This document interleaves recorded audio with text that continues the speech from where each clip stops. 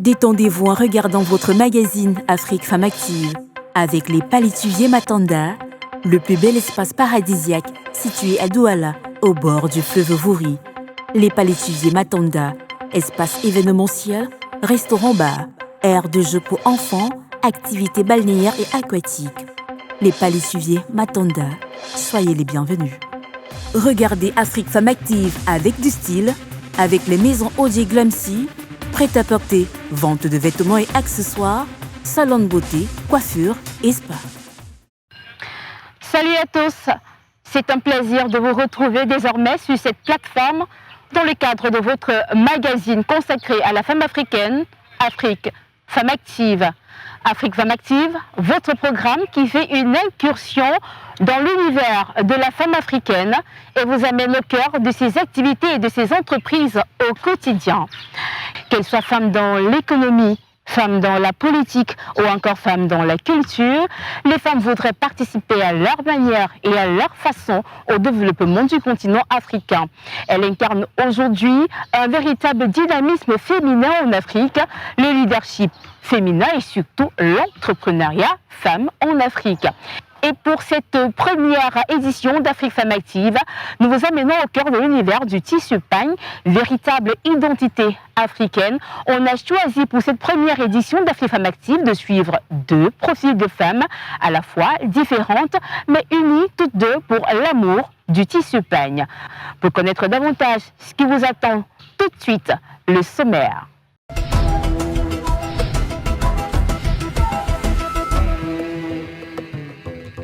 Au sommaire de cette édition d'Afrique Femme Active, zoom sur le marché lucratif de la vente d'articles faits à base de tissu pagne. Véritable identité africaine, c'est le focus du jour avec une jeune vendeuse au marché des femmes de Douala. Notre séquence interview nous amène au quartier Bonapriso à Douala au Cameroun, à la rencontre exclusive de la reine de la mode Nakwin dans son showroom, Nakwin Couture.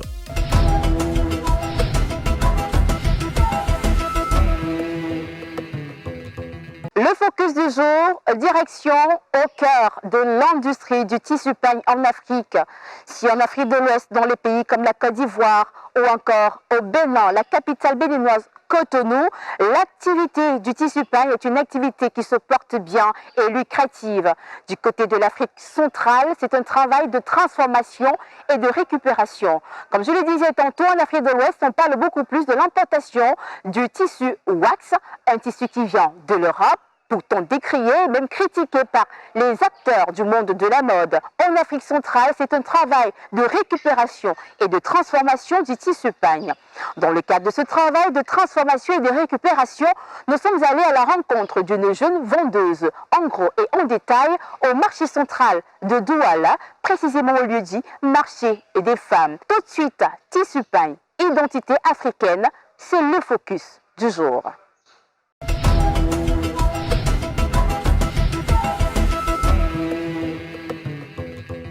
Parfois en Afrique, le pagne est situé entre esthétique et moyens de communication. Si les hommes africains aiment se définir par leur autorité, on ne saurait parler de pagne sans associer l'image de la femme africaine. Elles sont celles qui savent le mieux en faire usage. La plupart des révolutions marquées par le port du pagne en Afrique ont été conduites par les femmes, car elles le maîtrisent le plus. Le pagne occupe surtout une place particulière dans la vie de la femme noire. Le pagne, en Afrique, parle. Il porte un message. Il n'a pas cessé d'être lié à certains codes d'expression, notamment en Afrique de l'Ouest. Et puisqu'on y est, à cette partie du continent africain, c'est en Afrique de l'Ouest que le marché du tissu pagne est le plus lucratif. Même s'il reste un marché très disputé, l'Afrique de l'Ouest a jusqu'ici eu le monopole de ce business. Un business du pagne qui est aujourd'hui un secteur en pleine expansion. Depuis le début des années 2000, l'industrie du pagne s'est étendue. Il intéresse notamment les investisseurs et surtout les consommateurs. Plus au centre, en Afrique centrale, c'est plutôt un business de récupération et de transformation du tissu pagne. Et on va justement tenter de comprendre ce travail de récupération et de transformation devenu lucratif. Et pour mieux le comprendre, direction le marché central de Douala, précisément au lieu-dit marché des femmes, où la vente d'articles faits à base de tissu pagne est en plein essor. Dans ce marché, on y trouve un peu de tout. De produits cosmétiques aux ustensiles de cuisine, les femmes y vont effectivement pour y faire de bons plans.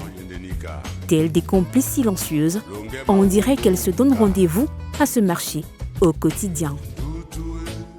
Mais nous ne sommes pas ici juste pour vivre l'ambiance de ce marché. Nous y sommes à la rencontre d'une jeune commerçante qui maîtrise très bien les ficelles de ce business. Elle, c'est Lucrèce Nganou. Lucrèce est la gérante principale de 2 espaces marchands au marché des femmes, appelés Maison Mère, chez Madame Mimga. Je m'appelle Lucrèce Nganou, commerçante au marché des femmes à Douala.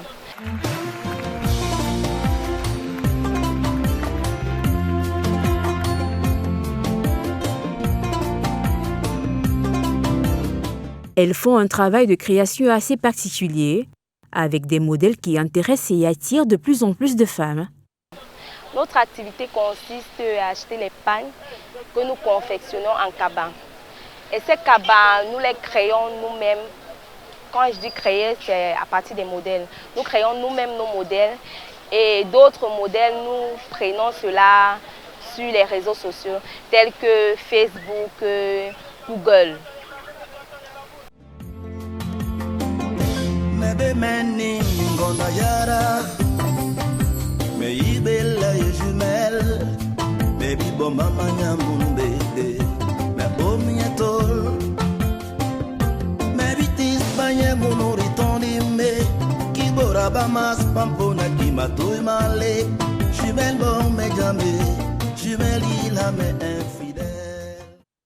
Les modèles qu'elles proposent sont souvent fouillés sur les réseaux sociaux ou encore émanent de leur inspiration personnelle.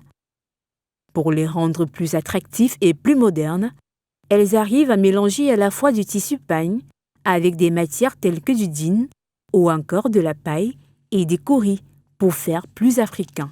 Parlant du matériel, nous utilisons des din. Nous mélangeons nos tissus pagne avec des din, de la paille, des kauris et bien d'autres, des perles. Donc pour varier quoi et pour faire plus africain.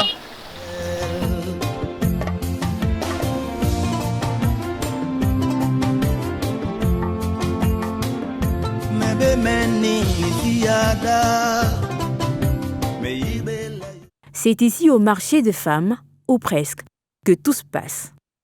Trouver le tissu pagne, trouver le modèle de l'heure, les femmes, elles, en raffolent. C'est un travail de prêt-à-porter à l'africain. Plus besoin de faire tout le travail. Au marché des femmes, ces commerçantes ont compris qu'il faudrait rendre la vie facile à la nouvelle femme africaine active. Si ce business marche plutôt bien depuis des années, c'est parce que ces commerçants font tout le processus à la place de la cliente qui manque de temps.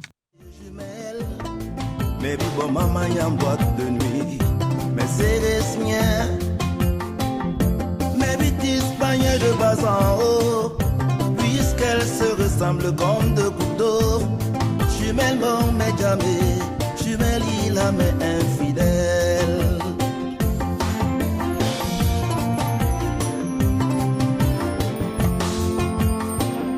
Mais bémeni ni jumelle yada, mais bi de mer a manqué, mais bi bon maman y'a mon boîte de nuit, mais nos sien. Mais il est bien mon ndolo yama son manyo mabe makona bo jumelle bon mais jamais jumelle il a mais. Tout d'abord, nous avons nos propres fournisseurs et ils prennent les tissus qui viennent soit de Côte d'Ivoire, Cotonou, la Chine, soit eux-mêmes se déplacent pour aller chercher ces mêmes tissus-là. Et par rapport à nos modèles, nous avons nos propres tailleurs qui ne sont pas des tailleurs du marché. Et à travers nos modèles que nous avons créés, nous les donnons cela pour qu'ils puissent confectionner cela. Donc ils savent déjà des dimensions et tout et tout. Ils savent déjà ce qu'ils ont à faire et ils le font sans problème. Plus besoin d'aller au marché acheter son tissu, puis se rendre ensuite chez le tailleur et attendre quelques jours pour avoir son vêtement. Au marché des femmes, il est déjà prêt à être porté et les modèles sont variés.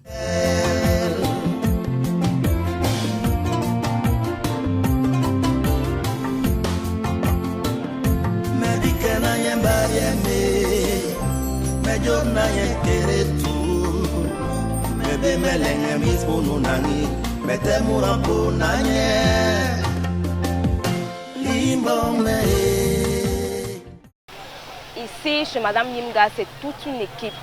C'est vrai que les femmes se sont déjà mis dans la tête que les cabas du marché, c'est fait vite, donc c'est négligeable.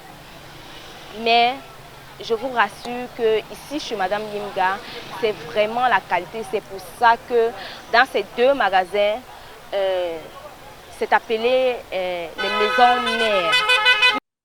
Si Lucrèce maîtrise parfaitement les rouages de ce business, elle n'est pas à même à maîtriser le meilleur tissu pagne en termes de qualité. Alors nous allons à la rencontre de la propriétaire de ces deux espaces marchands, Madame Yimga elle-même.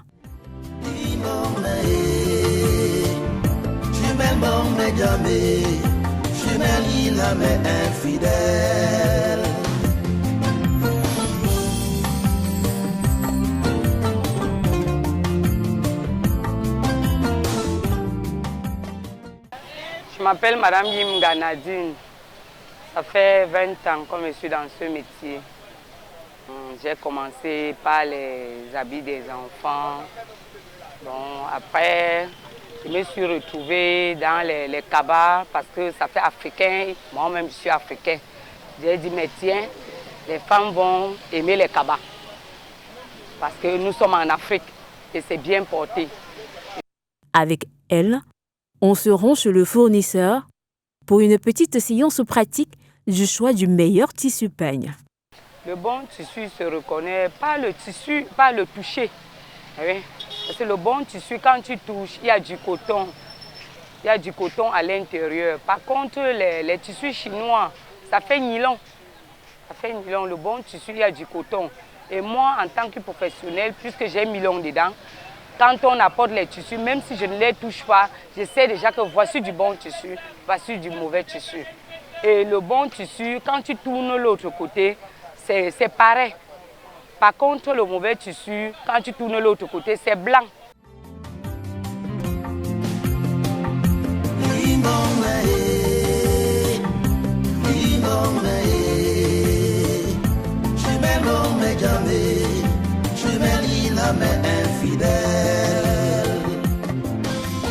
Monsieur Wandi, j'ai choisi en fonction des couleurs, en fonction du tissu. Ça, c'est du bon tissu, c'est le wax, c'est du coton. Ça, c'est le Nestel. Il coûte un peu moins cher par rapport à celui-ci, mais la majorité de mes produits, c'est du wax. Le wax. Sur le marché africain du textile, aucun tissu ne peut véritablement et raisonnablement rivaliser avec le wax. Tissu arrivé en Afrique pendant la période de la traite négrière via les colons hollandais. Le wax provient des Pays-Bas. Entre histoire coloniale et appropriation culturelle, il est toujours au cœur et au centre des polémiques, de plus en plus fortes depuis le début des années 2000. Le pagne n'est plus seulement un vêtement mais une valeur de référence, un signe de reconnaissance. Il marque les grands événements de la vie, fiançailles, mariages, cérémonies religieuses, anniversaires et funérailles. En Afrique, le pagne fait partie des précieux souvenirs à conserver. Il est un symbole reconnu et admis par tous.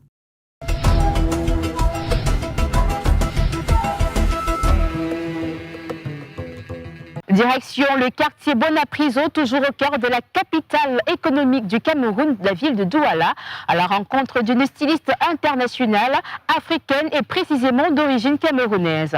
Nakwin nous ouvre les portes de son showroom pour nous livrer les secrets de sa réussite, mais également les difficultés auxquelles elle a été confrontée. Elle a représenté le vert ou jaune, les couleurs de son pays, le Cameroun, à des festivals de mode internationaux, mais également à la francophonie. Elle a été présente lors des Fashion Week et des semaines de la mode africaine pour présenter davantage son chef-d'œuvre. Nakwin nous ouvre les portes de son showroom pour cette séquence interview. Elle nous livre les secrets de sa réussite, les difficultés dans le cadre de ses entreprises en tant que femme leader et entreprenante. Interview exclusive avec la reine de la mode, Nakwin, c'est tout de suite.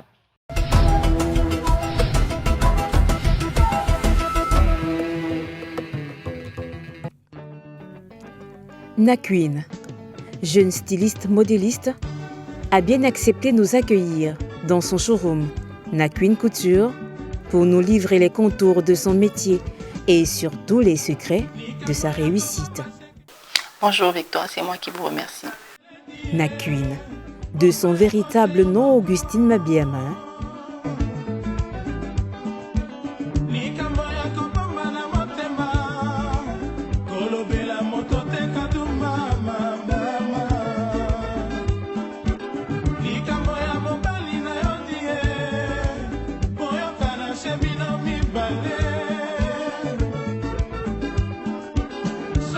c'est en effet en 2011, à Douala, capitale économique du Cameroun, que le monde de la mode découvre le chef-d'œuvre d'une jeune styliste pleine de talent et d'ambition. Derrière sa toute première collection, baptisée Éclosion, une star de la mode venait d'éclore. 11 ans plus tard, Nakwin est toujours aussi pleine d'ambition. Alors, après 11 ans, on ambitionne beaucoup de choses. Parce que pour moi, j'ai encore beaucoup, j'attends beaucoup et je voudrais encore aller au-delà, repousser mes limites à chaque fois. Je suis de ceux qui n'arrivent pas, je ne supporte pas la monotonie, je ne supporte pas déjà vu. Tout le temps, j'ai besoin d'aller vers de nouveaux défis, de nouveaux challenges. C'est ça qui me nourrit, c'est ça qui me motive. Donc, après 11 ans de carrière, il y a beaucoup de projets. Comme aujourd'hui, j'ai lancé un nouveau concept qui est du prêt-à-porter véritablement. Le nom Nakwin est devenu une véritable marque. Elle est la première styliste de sa génération à proposer le concept prêt-à-porter, du made 100% camerounais et africain, avec des matériaux exclusivement issus de l'Afrique. Jusqu'ici, je n'avais jamais véritablement exposé ou expérimenté le truc en ce sens où la majorité de mon travail, de manière générale, était essentiellement basée sur du sur-mesure. Donc, je n'avais pas jusqu'ici véritablement développé le concept de prêt-à-porter qui était mon premier, on va dire, comme premier rêve à la base. Donc, après 11 ans, je me suis dit, ok, je pense avoir, en termes de sur-mesure, avoir suffisamment donné. Il est temps pour moi de retourner à mon premier rêve qui est de développer une véritable ligne de prêt-à-porter, c'est-à-dire passer du mode de la production artisanale à une production en série, petite série, voire grande série. Donc, voilà ce qu'on peut attendre après 11 ans de la marque Nakwin. En 2011 déjà, la presse camerounaise décrivait très bien le style Nakwin. Il revendique surtout un style soft, glamour, élégant et à la fois audacieux. Nakwin est un savant mélange harmonieux de couleurs, d'élégance et de raffinement, saupoudré d'une pensée de simplicité qui caractérise la marque sur des matières telles que la soie, le lin, le taff-taff, le satin, tout ce qui définit parfaitement les courbes féminines. Fidèle à elle-même, Nakwin est une styliste qui propose au fil du temps des modèles aux accents futuristes. Des lignes structurées, des mélanges audacieux, effets sirènes, des coupes multiples, manches à effet cap, le style Nakwin reste toujours en marche. Mais surtout, Nakwin est une fierté pour le Cameroun. Elle a plusieurs fois représenté les couleurs de son pays à de grands festivals de mode, notamment des Fashion Weeks africaines et à la francophonie. Effectivement, le savoir-faire du Togo est différent du savoir-faire du Bénin, le savoir-faire du Cameroun est différent du savoir-faire parisien, où j'ai déjà eu à faire des salons. Ça, c'était par le biais de la francophonie. Avec Nakum de création, merci d'accueillir Nakum, s'il vous plaît.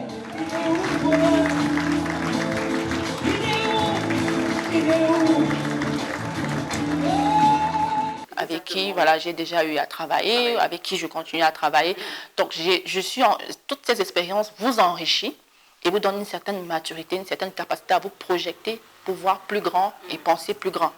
Au-delà de la mode, Nakwin est une vraie femme leader. Son ingéniosité et sa détermination sont sans limite. Elle aspire à de plus grands projets pour la femme africaine. Alors, dans le cadre de cette campagne, il est question pour la marque Nakwin de se démarquer en véhiculant également, pas que sur le plan marketing qui est de vendre des vêtements, de vendre une marque, qui est aussi la capacité d'une marque à pouvoir vendre une idéologie, une pensée qui est de mettre en avant des femmes dynamiques, jeunes, qui se démarquent chacune de manière très distincte et particulière dans leur domaine d'activité et de démontrer qu'au-delà d'être ces femmes actives aujourd'hui, aujourd'hui, une femme n'est plus que la maman ou l'épouse ou la femme d'attente. Aujourd'hui, on a des femmes entreprenantes, des épouses, des mamans. Donc, il est question de mettre en avant ces différentes femmes qui aujourd'hui se démarquent par leur parcours. Donc, la marque voudrait mettre cela en avant et voilà, c'est communiquer et revendiquer ses valeurs. Véritable architecte du vêtement, cette jeune styliste est diplômée de l'école des arts et métiers Cheikh Anta Diop du Cameroun. Dynamique et résolument tournée vers le futur, Nakwin a développé un style métissé, raffiné et savamment coloré. Véritable source d'inspiration, Nakwin est à la fois une icône et un modèle. Sa ténacité, son professionnalisme et sa simplicité imposent un respect indéniable. Ce qui va falloir, sans hésitation, le nom de reine de la mode. Alors, un seul mot, je dirais de la rigueur. Pourquoi tout ce qu'on obtient de bien, tout travail bien fait et sérieux, c'est avec de la rigueur. Parce que si on n'est pas rigoureux, si on n'est pas sérieux dans ce qu'on fait, on le fait juste pour un but pécunier ou sans une véritable vision également. On ne sait pas où on va. On a besoin d'être rigoureux, d'avoir de la rigueur et d'avoir une trajectoire, se projeter. Où est-ce que je voudrais, quand je commence ce projet, où est-ce que je voudrais aller? Comment est-ce que je me vois dans 5 ans, dans 10 ans? Avoir la capacité de se projeter. Et qu'est-ce que je fais pour arriver à ça? Donc, moi, j'ai toujours eu à dire à mon équipe, on n'est pas premier par hasard. Le succès, il ne se vend pas au marché. Il faut travailler pour son succès. Il faut travailler de manière rigoureuse quotidiennement. Donc, moi, c'est ce que je dirais.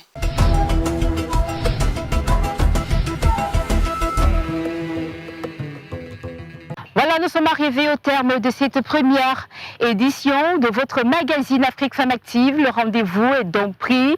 Afrique Femme Active, votre programme qui est dédié et consacré à la femme africaine, aux activités de la femme en Afrique en tant que leader. Mesdames, Messieurs, nous vous remercions pour votre fidélité. Nous remercions surtout nos partenaires, notamment les palétuviers Matonda, qui soutiennent la production de cette émission en nous offrant gracieusement cet espace pour la production d'Afrique Femme Active. Merci surtout aux maisons Glamsy qui ont bien accepté m'habiller dans le cadre de ce programme. Je vous souhaite de passer un excellent moment en compagnie de nos programmes. À très très vite.